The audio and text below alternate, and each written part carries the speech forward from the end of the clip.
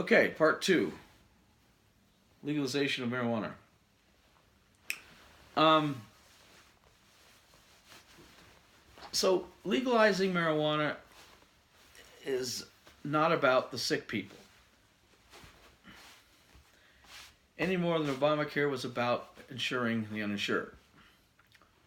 The legalization of marijuana is like the legalization of all drugs. It is an excuse so people can get high.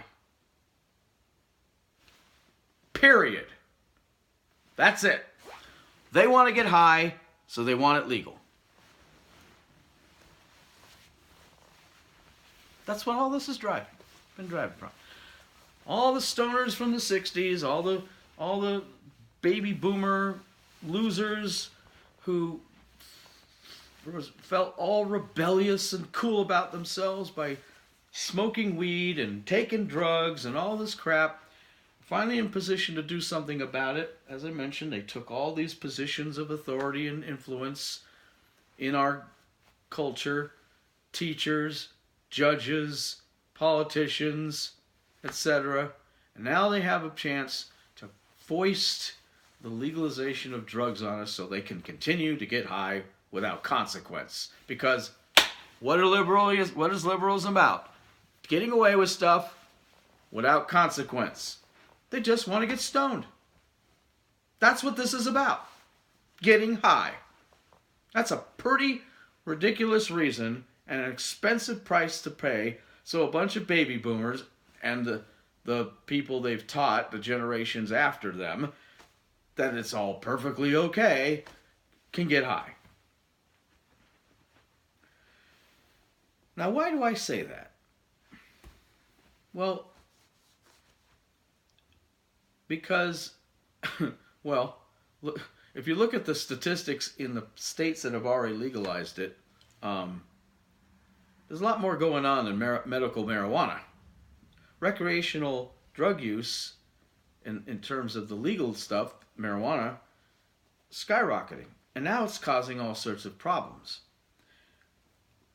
But before I get into that, let's talk about the one excuse, as I mentioned before, that liberals like to use, and that's the comparison to alcohol. Now, there is no comparison. There should not be any comparison. Alcohol and marijuana are two totally different things. They have totally different reasons for have been legal. They have totally different reasons for being made illegal. They have totally different histories. They have totally different times when they got into this country and into our culture and everything else. So let's talk about that.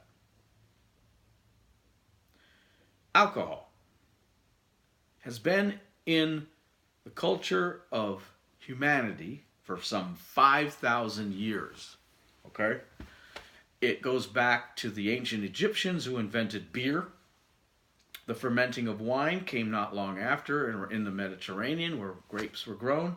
It has been part of our culture, legal and accepted in almost every corner of the free world, in the Western world, I mean, not the free world, the Western world, available to the masses from day one. Not something just a few people could have or afford. It was affordable. You could make it yourself. You know, moonshine. It's been done going back thousands of years. It has been part of the Western culture.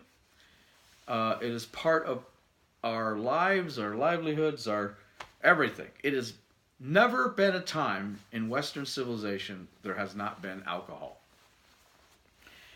In 1920, the temperance movement in this country, spurned by an elevated amount of religion in our country, decided to get its back up about alcohol. They started to see the negative effects of alcohol. They stopped thinking of drunk people as just drunk people. Now they were alcoholics. Now there were medical reasons to stop this. Now there was societal reasons and factual stuff and science getting involved.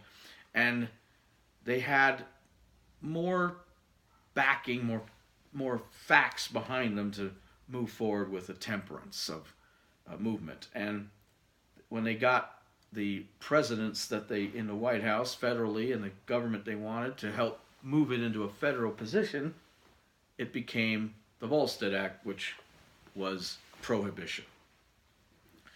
Now, it was a stupid thing to do, and it was Republican presidents that did it. Let's be honest. It was either Harding or Coolidge. I can't remember exactly when that was, before Coolidge was elected or after, but either way, Republicans. And it was ridiculous. It was not understanding human nature, and mostly not understanding American nature. Americans do not like to be told what not to do. And you cannot take something that was ingrained in them, going back to their ancestors on the other side of the ocean, and suddenly say, you can't do this. It led to the creation of organized crime and underground bootlegging and speakeasies, and quite possibly the beginning of the undermining of authority in the United States, where it's became okay to question police and the government and all this other stuff. They really opened themselves up to a lot of problems. Now, liberals love to cite the fact that FDR, who was the next Democrat in the White House, ended the Volstead Act and repealed that amendment. Of course they do, except they always also, if they even know about it, conveniently forget the reason that FDR repealed the act. It wasn't for some great, feeling of libertarianism coming from a basically left-wing fascist-style president who grew government larger than any president in history up to that point. He didn't suddenly have a libertarian streak saying, oh, this is about freedom, people should be allowed to do what they want to do. No, he did it because he knew that the Depression was going to be bad. He probably even knew that his ideas were going to make it worse. And he wanted people to have an out. In other words, he wanted people to be more drunk, more stoned, more wasted, so they wouldn't feel so bad about how badly the government was going to sock it to them. How bad the Depression was going to get. Allow them to get through it. Not exactly altruistic reasons. That being said, once it's been legalized again in this country, and only this country that made it illegal, it's been legal forever and still remains so. The problem is not the bottle, and it's not the drug. The problem is cultural. The problem is maybe the laws aren't strict enough. I love it when liberals want to legalize marijuana, but they also want to make drunk driving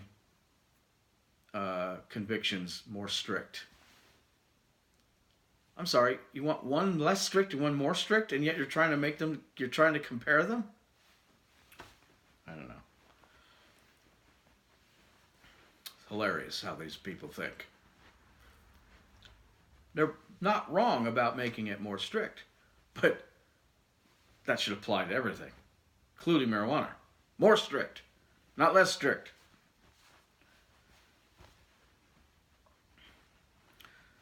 Now let's talk about the history of marijuana.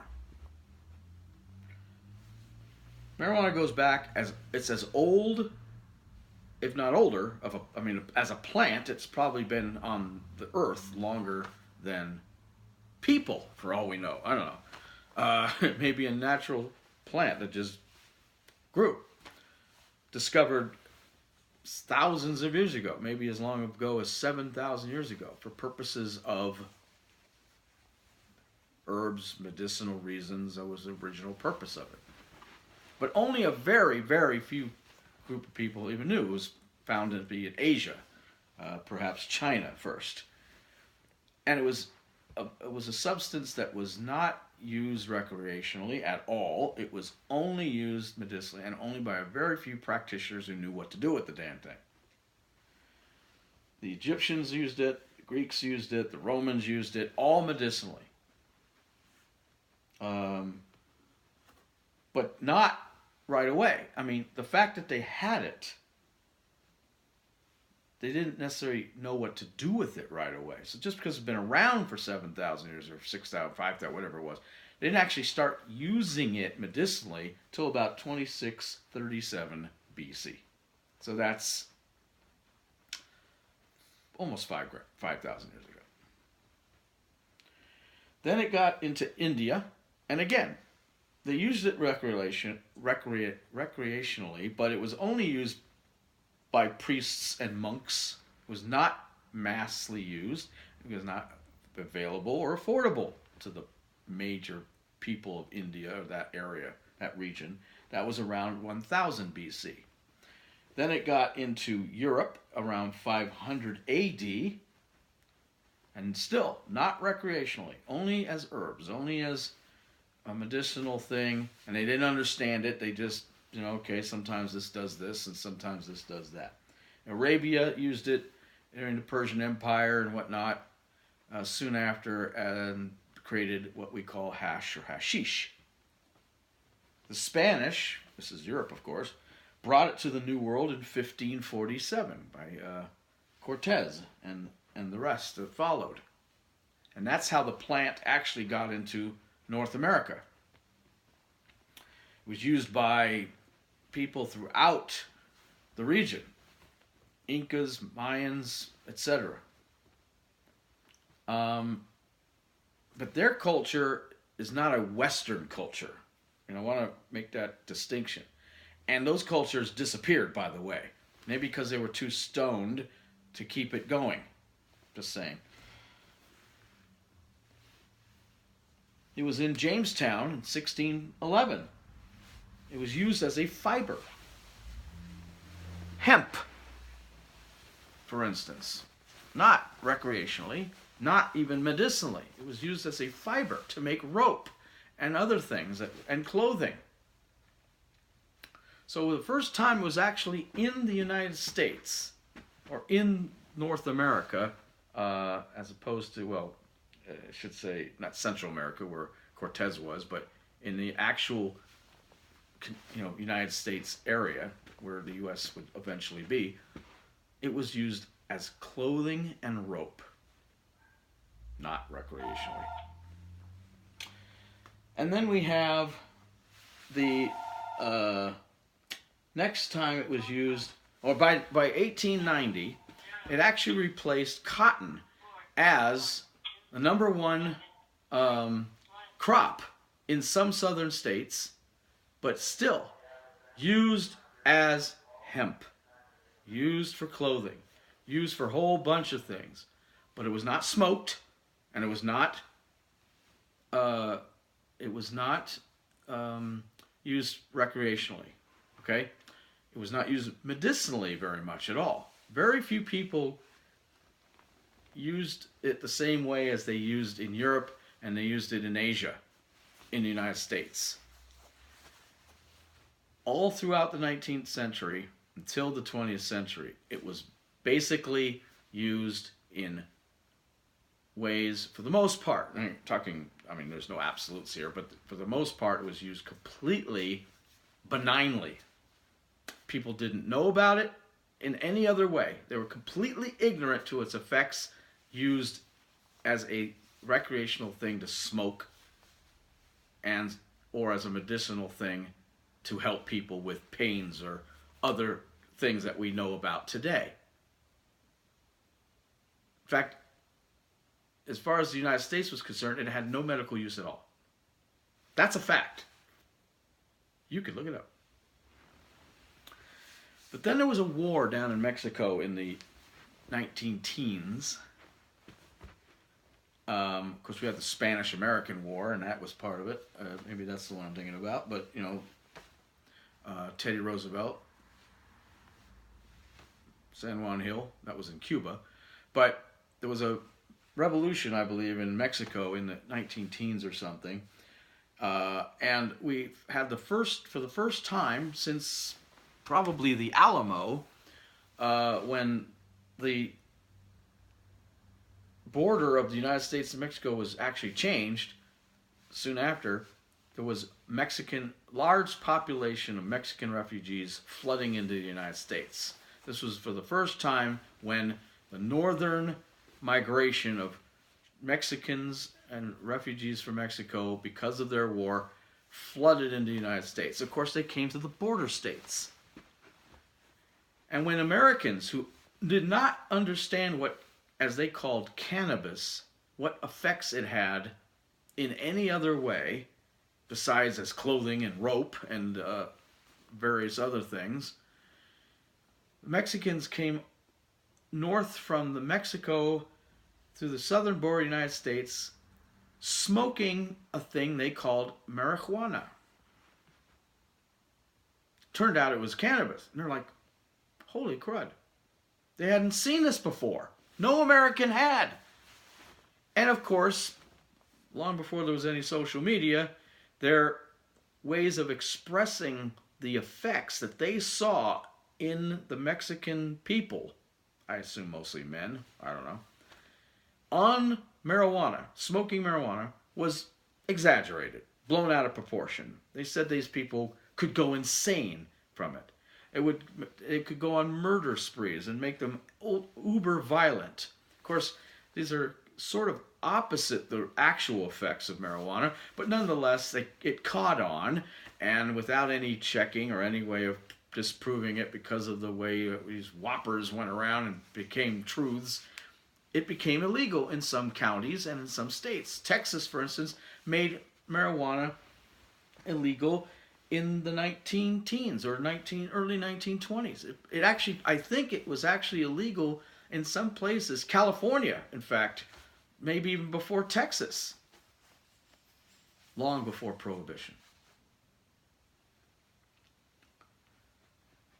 Not countrywide like Prohibition, but in certain counties or states, it was made illegal long before Prohibition. Years.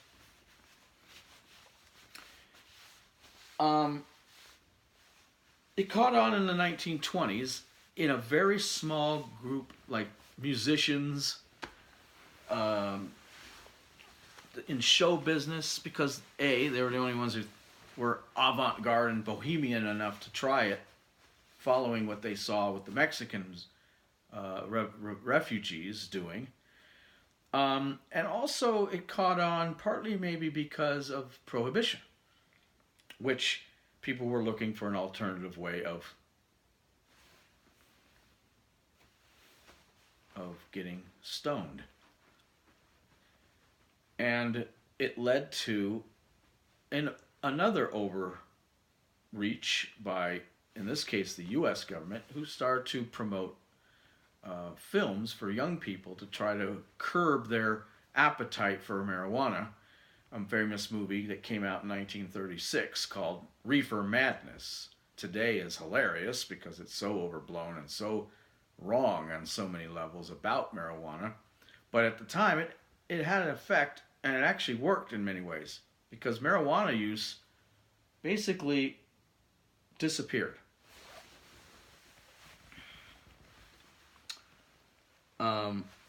For the most part, throughout the 40s and the 50s. And it wasn't until the 1960s that those rebellious rebels without a clue and the beatnik, hippie, flower children, psychedelic losers, baby boomer idiots decided that, along with all manner of other drug use, was going to be now up for the taking, and we don't care about the laws, we don't care about the taboos, we don't care about tradition, we don't care about anything. As we know, this is where all this kind of mentality started. Today's culture has its roots in the 1960s. And so college students, with their little rebellion, started the smoking of the marijuana, which of course led to bigger and better things, worse drugs, and the rest.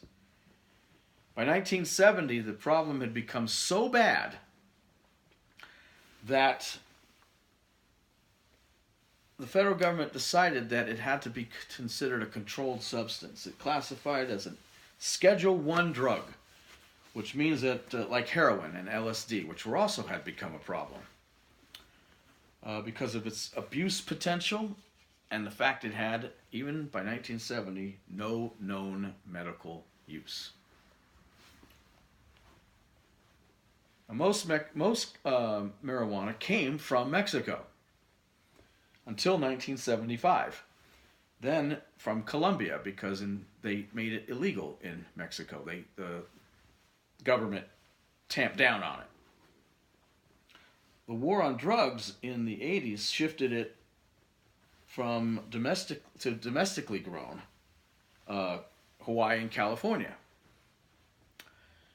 And then, of course, moved it indoors to hide it from authorities and to evade the stricter laws that came out.